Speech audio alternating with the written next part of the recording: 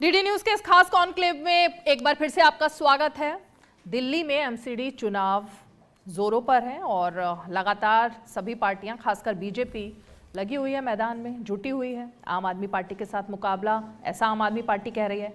लेकिन साथ साथ में गुजरात में चुनाव है और हम इस वक्त अहमदाबाद में मौजूद हैं। ये सवाल बार बार पूछा जा रहा है कि आम आदमी पार्टी को अब गुजरात से इतना प्यार क्यों हो गया है। गुजरात में 52 से ज्यादा चुनावी रैलियां अरविंद केजरीवाल अब तक कर चुके हैं और अभी तो लगता है पता नहीं कितनी और रैलियां उनकी होने वाली हैं। तो ये जो सवाल कई सारे खड़े हो रहे हैं आम आदमी पार्टी को लेकर, खासकर अरविंद केजरीवाल जिस तरह से अपने सभी नेताओं के साथ, मंत्रियों के साथ ताकत झोंके हुए हैं गुजरात में, उसके पीछे की आखिर रणनीति है क्या, जरा जानने की यही कोशिश कर रहे हैं। हमारे साथ आम आदमी पार्टी के प्रवक्ता और state youth president Praveen Ram ji मौजूद हैं। बहुत बहुत स्वागत है आपका डीडी न्यूज़ के हमारे इस खास मंच पर। प्रवीण जी, क्या लगाव हो गया अचानक गुजरात से अरविंद केजरीवाल का? 2017 में तो सभी सीटों पर जमानत जब्त हुई थी, इस बार तो पूरा एकदम।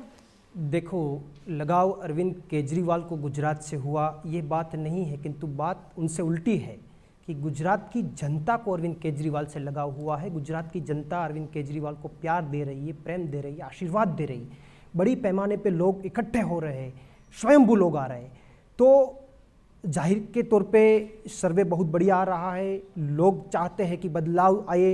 इस बार एक मौको केजरीवाल करके एक जो टैग चला है, तो पूरे गुजरात में परिवर्तन का माहौल है। और जब लोग आशीर्वाद दे रहे, लोग प्यार दे रहे, तो जाहिर तौर पे है अरविंद जी गुजरात में आ रहे हैं। क्या सर्वे आया है?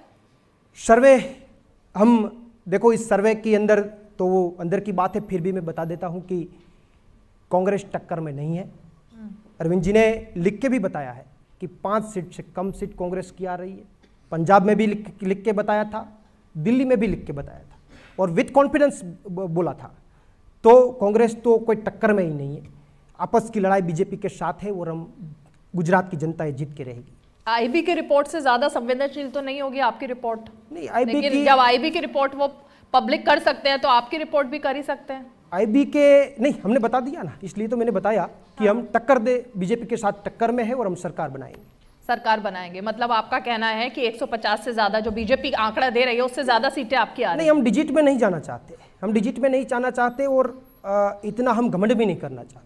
हम इतना ही चाहते हैं कि जनता में आशीर्वाद देगी और जनता इस बार परिवर्तन करेगी। मतलब सरकार बनाने लायक सीटें आप ला रहे हैं? यस। क्या वजह है इसकी? नहीं, वजह यह है कि जो अरविंद जी के मुद्दे हैं, जो बेसिक रिक्वायरमेंट है जनता की, ये गुजरात ले लो या पूरा भारत ले लो, जिसकी बेसिक रिक्वायरमेंट है, शिक्षा हो, स्वास्थ्य हो, बिजली हो, पानी हो, किसानों के मुद्दे हो, रोजगार हो, इन मुद्दों को अरविंद जी की जो काम करने की जो नीति है वो टच करती है। वो बात करते हैं शिक्षा पे, वो बात करते हैं, आम आदमी बात करती है स्वास्थ्य पे, किसानों के लिए, रोजगार, युवाओं के लिए, इन सभी के लिए बात करती है। और गुजरात में 27 साल से जो बीजेपी शासन चला रही है, कहीं न कहीं कई सारे मुद्दे हैं। महंगाई का मुद्दा है, बेरोजगार युवाओं का मुद्दा है, पेपर फूटने का मुद्दा तो पूरे भारत ने देख लिया कि गुजरात में कितने पेपर फूटते हैं।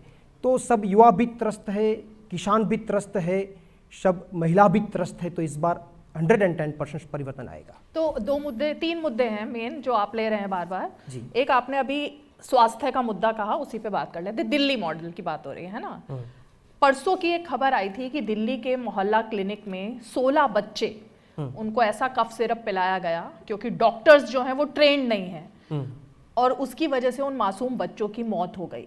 एक बड़ा मुद्दा है मोहल्ला क्लिनिक दिल्ली में, वो यहां पर आप लाने की कोशिश कर रहे हैं? नहीं, देखिए, ये इंसिडेंट्स के बारे में मेरे पास जानकारी नहीं है, फिर भी मैं बता देता हूं कि ऐसा यदि हुआ है, किसी ने भी ऐसी गलती की है, तो वहां की सरकार उस पर, यहाँ गुजरात की तरह नहीं होगा कि मोरबी में घटना हुई, करप्शन की वजह से हुआ, जिसने ये कॉन्ट्रैक्ट लिया था उसका नाम भी एफआईआर में दर्ज करने से सरकार डर रही है। क्यों डर रही है? तो यदि कोई ऐसा हादसा हुआ है तो 110% आम आदमी पार्टी की सरकार उस पर एक्शन लेगी। या बीजेपी की तरह यहाँ कर रही है, अभी गुजरात ये बात भूला नहीं है जो मोरबी का हादसा। प्रवीण जी, केंद्र सरकार ने इस पर रिपोर्ट ले ली है, वो ले रही है रिपोर्ट। मेरा सवाल तो ये है कि मोहल्ला क्लिनिक जो एक आम आदमी पार्टी का मॉडल है, उसकी रोजाना तस्वीरें सामने आ रही हैं कि किस तरह से डॉक्टर्स जो वहां पर हैं वो ट्रेंड नहीं है, उनको पता नहीं है कैसे इलाज करना है। तो क्या वही मॉडल गुजरात में दिया जाएगा? नहीं, देखो, मोहल्ला क्लिनिक, एक तो आपने स्वीकार किया कि मोहल्ला क्लिनिक बना है और वहाँ काम चल रहा है, ये बात तो स्वीकार हुई। अब वहाँ कोई ऐसे इंसिडेंट्स होते हैं, यदि काम करते हैं तो स्वीकार करते हैं कि कोई कई घटना ऐसी बन जाती है तो उसमें सरकार को ठोस कदम लेने चाहिए और उसमें हम लेंगे। किंतु ये बात स्वीकार हुई कि मोहल्ला क्लिनिक में वहाँ की सरकार ने काम किया है। नहीं, एक होता है काम करना और एक होता है किस तरह का काम करना, दोनों में अंतर है ना प्रवीण जी? देखो, काम किया है तो उसमें कोई भी काम होता है तो 5-10% कहीं ना कहीं गलती हो जाती है, कुछ मिस्टेक रह जाती है, तो उसका मतलब ये नहीं है कि 90% काम खराब है। ओके, चलिए दूसरा मुद्दा आते हैं शिक्षा पर। आप, क्योंकि 3 आपके अहम मुद्दे हैं, शिक्षा, स्वास्थ्य और एक ये जो आपने मुद्दा लिया। 84% दिल्ली के जो स्कूल हैं उसमें प्रिंसिपल नहीं है। ये खबरें तो आप पढ़ते ही होंगे गुजरात में रहकर भी, क्योंकि दिल्ली से ये सब कुछ यहाँ पर चल रहा है, संचालित हो रहा है। 40% जो स्कूल हैं उनमें टीचर्स नहीं हैं, साइंस की, मैथ्स की पढ़ाई नहीं होती है स्कूलों में वहाँ पर।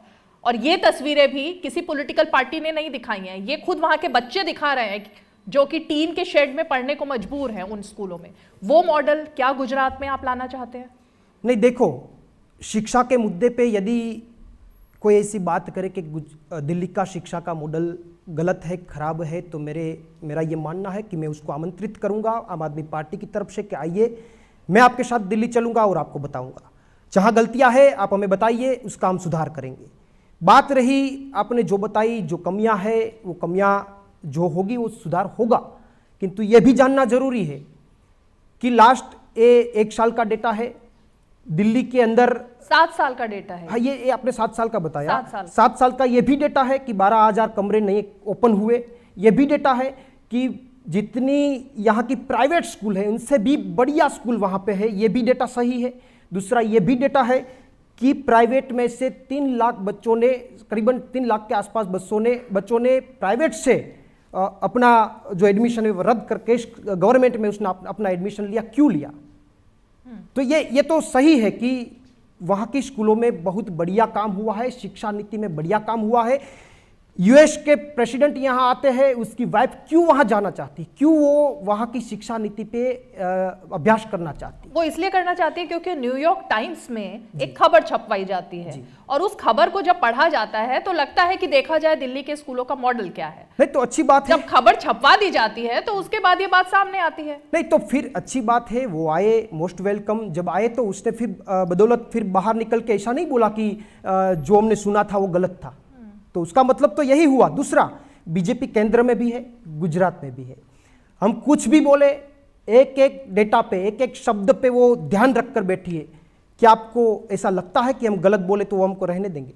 पॉसिबल नहीं। लेकिन प्रवीण जी, आप सोशल मीडिया पर एक्टिव होंगे, आपकी तो पूरी पार्टी एक तरीके से लग रहा है सरकार भी सोशल मीडिया से चल रही है ना, तो ये जो आप स्कूलों की बात कर रहे हैं, इन स्कूलों की बात को लेकर असम के मुख्यमंत्री ने पूरे डेटा के साथ जवाब दिया था, इसी मॉडल का जो आप कह रहे हैं कि दिल्ली की शिक्षा व्यवस्था पूरे विश्व में, पूरे देश में सबसे अच्छी है। सिलसिलेवार तरीके से उन्होंने बताया था कि किस तरह से ये तमाम जो दावे हैं ये खोखले हैं। वो तो आपने पढ़ा होगा ना, वो तमाम जो ट्विटर पर चला था। देखो, पॉलिटिकली बयानबाजी होती रहती है, पॉलिटिकली बातें होती रहती है, किंतु ये तो मानना तय है कि दिल्ली में शिक्षा में बहुत बढ़िया काम हुआ है। और यदि किसी को लगता है तो मैंने अभी ही बताया कि हम उसको इनवाइट करते हैं। बाद में एक दूसरा पोर्शन ये भी देखा जाए कि गुजरात की बात चल रही, तो गुजरात शिक्षा में कहाँ पे खड़ा है? गुजरात कहाँ पे खड़ा है? 6,000 स्कूल मर्ज कर दी गई, गवर्नमेंट स्कूल्स, प्रवासी शिक्षक चल रहे हैं। शिक्षा मंत्री के खुद के जो एरिया है जहाँ से वो लड़ते हैं, वहाँ की स्कूल की हालत क्या है, वो मनीष जी वहाँ जाके वहाँ रूबरू बताया था। तो ये मेरा ये कहना है कि गुजरात की शिक्षा नीति, अभी स्कूल ऑफ एक्सेलेंस का यहाँ उद्घाटन हुआ गांधीनगर, हमें बहुत आनंद हुआ। मनीष जी भी गिर सोमनाथ थे तो उसको अच्छा लगा, अच्छा महसूस किया कि चलो कोई बात नहीं, मुद्दे की तो राजनीति हो रही है, मुद्दे पे तो आए। किंतु शाम को पता चला कि ये तो डमी स्कूल थी। तो डमी स्कूल खड़ी करने की क्या जरूरत? क्या मेरा यह प्रश्न है कि क्या प्रधानमंत्री और मुख्यमंत्री का आवास, निवास यदि खड़ा करने की बात आती है तो वहां क्या डमी आवास खड़ा किया जाता है? क्या आपका बेड है, आप बैठो देखो कैसा है, तो ये क्या है? ये तो गुजरात के लोगों की आंखों में धूल झोंकने की बात। ये एक ऐसा विषय है, इस पर बहुत लंबी चर्चा हो सकती है, क्योंकि तस्वीरों पर ही अगर हम बात करें तो बहुत सारी तस्वीरें जो हम भी दिखा सकते हैं और आप भी दिखा सकते हैं, लेकिन इस वक्त की बात है तो मैं इस डिबेट में नहीं पढ़ना चाहती। मैं सिर्फ आपसे ये जानना चाहती हूँ कि दूसरा जो मुद्दा यहाँ पर अरविंद केजरीवाल लगातार उठा रहे हैं वो है एक लिस्ट उन्होंने जो अपने वादों की और दावों की दी है।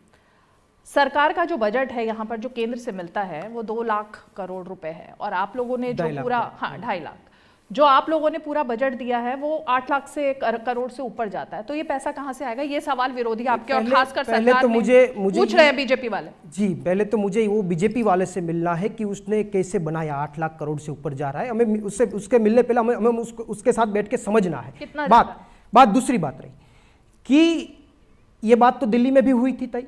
दिल्ली में भी जब पहली बार आए तब अरविंद जी ने बोला कि ये करेंगे जो गारंटियां दी, तो तब भी बोला जा रहा था मेरे ऊपर कि ये नहीं हो सकता, ये तो बजट के बाहर होकर बात कर रहे। पंजाब में भी ये बात आई। पंजाब में जब आम आदमी पार्टी रण मैदान में उतरी तब बताया जा रहा था, ऐसा बोला गया कि 300 यूनिट बिजली फ्री हम करेंगे यदि सरकार बनती है तो हमको काउंटर किया गया कि कैसे करोगे भाई, इतना तो घाटे में चल रही है यहाँ की सरकार। तो कर दिया ना, अभी किया है। दिल्ली से क्यों वापस ली सब्सिडी? फिर दिल्ली में सब्सिडी वापस क्यों ली गई कि आवेदन करेंगे तब मिलेगी अब सब्सिडी बिजली पर? देखो, वो क्यों लिया गया फैसला? ये वापस लेने की बात नहीं, वो एक प्रोसीजर का एक भाग है और सभी सिस्टम में प्रोसीजर का एक भाग होता है, तो उसमें वापस लेने की कोई बात तो प्रवीर जी इसीलिए तो सवाल उठते हैं ना कि अरविंद केजरीवाल जो कहते हैं वो करते नहीं, और अगर करते हैं तो मुकर जाते हैं उससे। नहीं, तो एक तरीके से पूरे राजनेता बन चुके हैं ना वो, क्योंकि उन्होंने आने पर कहा था मैं कभी नेतागिरी नहीं करूंगा, मैं नेता नहीं बनूंगा, बन गए ना। उस बात में मैं काउंटर करना चाहता हूं कि वो जो आपने बोला, जो कहते हैं वो करते नहीं और मुकर जाते हैं, वो सही है, किंतु प्रधानमंत्री के लिए सही है। जो कहते हैं वो करते हैं और जितना कर सकते हैं इतना ही बोलते हैं, वो अरविंद केजरीवाल है। और उसने दिल्ली में जितना बताया इतना किया, पंजाब में जितना बताया जितनी गारंटी दी इतना ही किया, और गुजरात में भी करेंगे। तो असली मुकाबला प्रधानमंत्री नरेंद्र मोदी से है अरविंद केजरीवाल का? नहीं, देखो यहाँ कोई इसके आमने सामने की इसका मुकाबला इससे ये नहीं है। यहाँ तो जनता का अभिप्राय चलेगा, जनता का प्रेम किस तरफ है। तो मुकाबला तो जनता का है, जनता तय करेगी। नहीं तो गुजरात एमसीडी छोड़कर दिल्ली में गुजरात में डेरा जमाना, तो टारगेट क्या है फिर? नहीं, एमसीडी में भी काम कर रहे हैं, ये तो ऐसा कहा। हिमाचल नहीं पहुंचे थे इतना जितना गुजरात में है। देखो गुजरात से ही प्रेम है। मैंने इसलिए बताया कि गुजरात की जनता आशीर्वाद दे रही है, गुजरात की जनता प्रेम दे रही है। तो अरविंद जी ज्यादातर गुजरात आ भी रहे, एमसीडी में भी ध्यान दे रहे हैं और हिमाचल में भी ध्यान दे रहे हैं। तो आपको लगता है कि आपकी सत्ता यहाँ पर बनने वाली है? बस श्योर, 2024 से पहले गुजरात आपके पास, गुजरात जनता के पास होगा। चलिए, बहुत बहुत शुक्रिया प्रवीण राम जी।